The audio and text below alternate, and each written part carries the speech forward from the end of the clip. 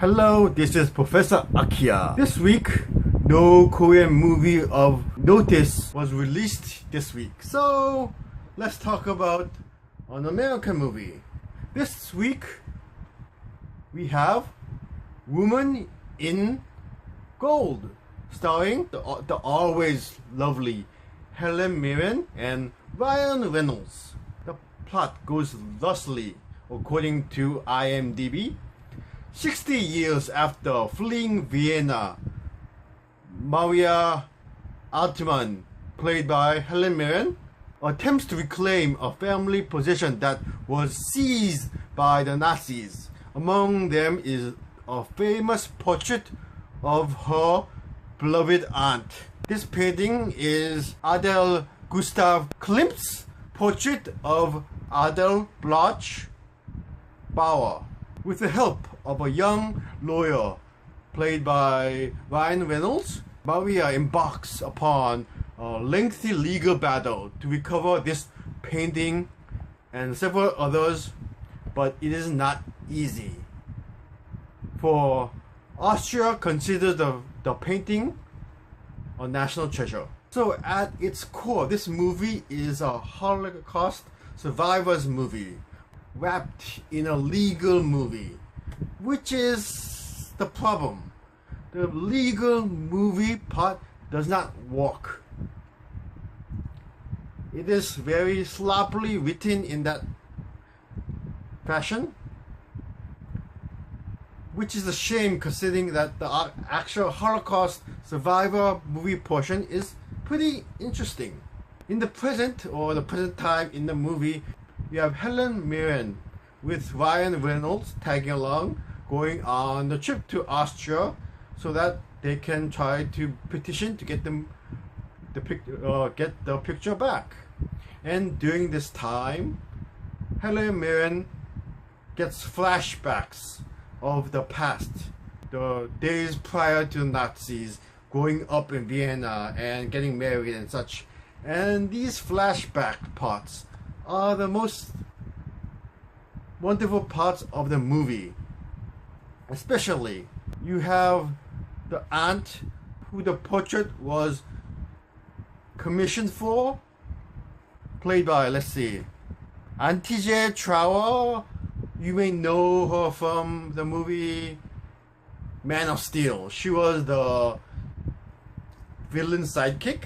Anyway, she's lovely in this movie, and I actually did not notice that she was in Man of Steel before googling her.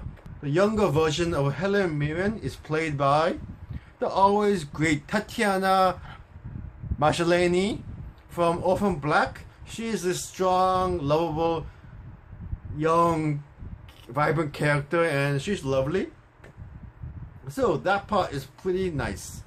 Problem is that well into the second act, the movie shifts to be Ryan Reynolds' story, and that is totally underdeveloped. I like Ryan Reynolds as a personality, and he's not a bad actor. Problem is that he gets terrible movie parts, and this is the same thing. His character and his development, he has a character arc, but it's so not developed enough that his character changes all feel abrupt. And it does not help that his wife is played by Katie Holmes, and wow, Katie Holmes, she has nothing to do here. In any case, and also the whole legal aspect of this movie is so, I said, it's underdeveloped. All the people that are trying to prevent them from getting picture back, all caricatures, underserves the overall importance of the whole anti-Semitic aspect of this movie, of this narrative. And because the whole later part of the second act and early part of the third act is Ryan Reynolds' story, Helen Mirren's overall character arc is lacking because it is cut in the middle. Thus, her character flips-flops before getting to the final part of her story, which is survivor's guilt. And that is the really key point to her character arc. The whole thing about trying to get the picture is because she feels guilty that she survived while her family did not. And this really comes at the really end of this movie, which should not have been so.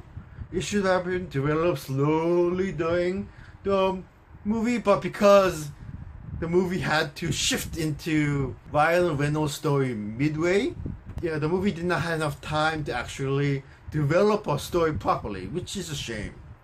So overall, I'm very mixed on this movie. The past portions of this movie is very enchanting, but the present portion, especially in regards to Ryan Reynolds and the whole legal thing, does not work. So overall, I have to give it a C+. It has some serious flaws, but I think it is worth at least a view. So this was my quick review of Woman in Gold. So thank you.